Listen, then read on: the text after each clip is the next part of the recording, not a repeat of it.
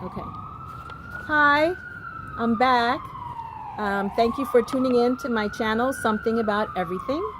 Today, we're going to be talking about cat trapping. Now, that's what I call it, but it has an official name. The name is the New York City Feral Cat Initiative. Now, the Cat Initiative is a program of the Mayor's Alliance for New York City Animals, and it helps individuals who work to help stray and feral cats. It helps the individual help the city with these animals, and the goal is to humanely reduce the population of the community's cats in New York. Now, there's a program called TNR, Trap, Neuter, and Release, and I have here my neighbor Lauren today. Say hi, Lauren. Hello. And she actually is part of this program for the city of New York. She's a wonderful human being. And she's going to tell you how the program works in case you're interested, if you have a bunch of cats in your neighborhood, to humanely take care of these cats under this program. So Lauren's going to talk to you about that program. Okay, Lauren, tell them all about it. Okay, well, I've always been an animal lover, and when I moved here, there were tons of stray and feral cats living in the backyard and the front yard. I'd say about 12 to 15. I remember. They were yowling and spraying and fighting and kind of roaming around. And even as an animal person, I don't appreciate that. They end up feeling more like a pest and a nuisance than just a community cat that's happy in their environment, interacting in a symbiotic way with the residents. So I looked up online like Lucy had done, and I had heard from a couple other friends about the TNR program, and the city actually funds it, I think through the ASPCA, or it's coordinated with the ASPCA because they do the neutering and the shots. So basically they're maybe twice a month in many neighborhoods, so there's probably something nearby if you're interested. They do a kind of a 90-minute class for free where they have, and I actually just saw today that they actually do one online, so you don't even have to go. Oh, nice. But I would recommend the in-person class if you want to get involved in the physical and trapping. You could ask questions. Yeah, you can ask questions, and then you can they bring traps to the class, so you can maneuver them with like little stuffed animal cats. Oh, like a training. So, yeah, it's like a training. Nice. So you get comfortable with, managing the cats, and they give you a few scenarios like, oh, if for some reason there's 2 cats in the trap, what do you do? So they give you all the techniques and every kind of worst case scenario, which none of it is unmanageable. And it's and as long as you follow the rules, it is very safe because they're really in this, safe, small, actually it's not too small, but while they're healing and when you trap them, they always stay in this environment. So I don't know, what else do you want to know? I mean, I took the class and I started regularly feeding the cats so that I could gauge when they would be here and set the traps accordingly so that I would catch the ones that I wanted. Okay, so what happens once you catch them? So once you trap a cat, you want to look for an ear tip, which is on the left ear. They snip the top of it off if it's already been through the TNR program. Oh, so if you find one that has a left ear snipped, you don't need to trap it. You can release it.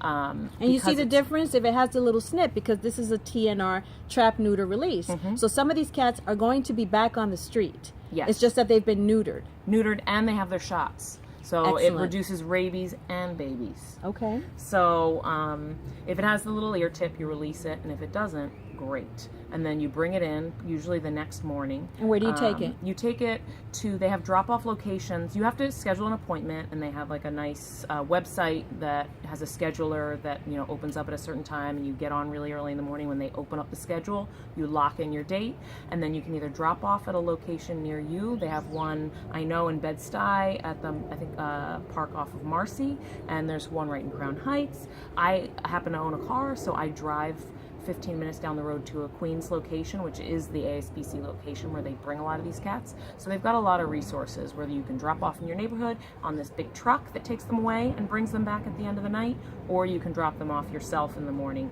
and pick them up at the end of the day. Oh, okay. So either the truck will release them, or you can release them yourself? Oh, no, you're always releasing them. Oh. It's about the vet experience for them. So you don't have to drive them all the way to the vet once you've trapped your cats. Okay. You can trap the cat, drop them off in the big ASPCA truck in the first thing in the morning. Then they go off, get their treatments, and then they get dropped back off. Then you wait at that same location around 5, 6, 7 p.m.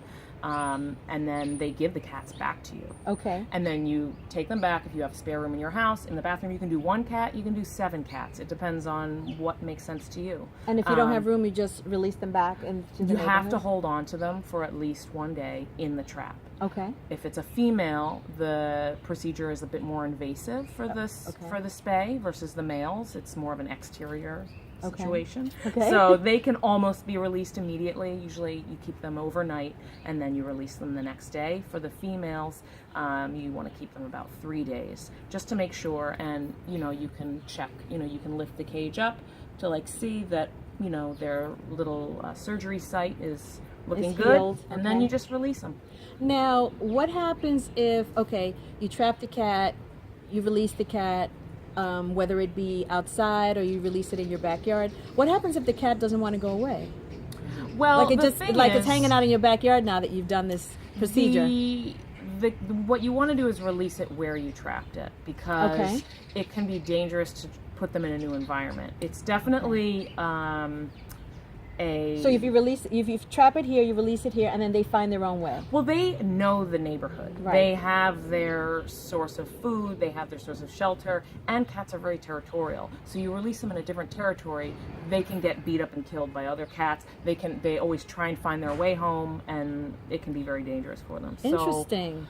And a lot of studies have been done about the vacuum effect of either... Vacuum?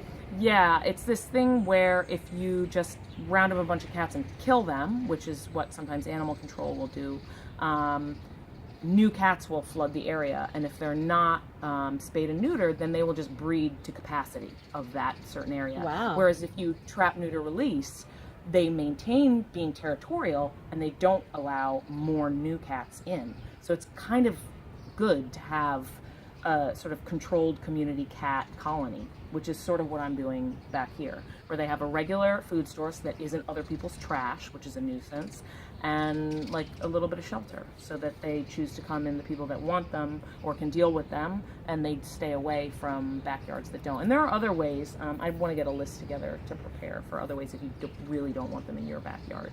And usually, someone like me can help kind of organize that, so it kind of steers them or lures them to other areas. Okay. And also another thing Lauren was telling me about, that when you have cats in your neighborhood, I know a lot of times you see them. I know myself, sometimes I see a cat and I'm a little afraid of animals, but I deal with it. But Lauren also said that they take care of rodents. Yeah, it's free pest control for the city. Rodents and some other little animals that you may not want to see. Yeah. So even though, you may not like it, if you see a cat that may have gone through the TNR program, you should be happy to see it in your neighborhood. Yeah. And also, what happens if you get a sick cat? Because I know you also foster cats, right? Yeah, I do foster cats. If you find a sick cat, there are many rescues that you can contact that'll come and trap the sick cat and take it in. And maybe, it'll be a worst case scenario, but maybe it's something simple and it'll get fostered. And if it is not a feral cat, if it's more of a stray that is friendly to humans, there's a lot of resources to adopt the cat, or kittens that seem a little bit more friendly. But I don't think that the idea is to house all cats that are outside. That doesn't really work, again, because of that vacuum effect. That's not what they're used to. Maintaining a colony outside, and feral cats that shouldn't be handled by humans, they just do their job, pest control, they maintain the zone, not letting new cats in. And can you explain a little bit the difference between a feral cat and a stray cat? So a feral cat is a wild animal that hasn't had contact with humans. So maybe it was a baby that was just... Yeah, it was born in the wild. It's, accustomed to the wild. It's not a domesticated animal. It's very, very rare that you can befriend a feral cat and bring it into your home eventually. Then strays are usually cats that have always had a regular interaction with humans. Maybe they were someone's cat that they let out and abandoned. And then they can live in the wild very healthily and comfortably, especially if you maintain your little colony. But and they can be adopted. Okay. But yeah, they're two different kinds, for sure. So thank you so much to Lauren for taking the time out to talk to us about cat trapping, feral cats, stray cats, and the program is the New York City, see there, Feral Cat Initiative. You can Google that very simply. Like Lauren said, you can Google it. You can find out all the information. You could go to a class, learn how to trap and release these cats. And even though, like I said before, they may seem like a nuisance, they really are helping us, keep down the rat population and some of these little rodents you might see, or maybe like those water bugs or something we see sometimes. Yeah. They eat all of that. So thank you for visiting my channel. If you have a topic that you want me to discuss, or if you have any questions, you can email me at somethingabout everything26@gmail.com. And thanks again to Lauren, and we'll see you next time. Bye.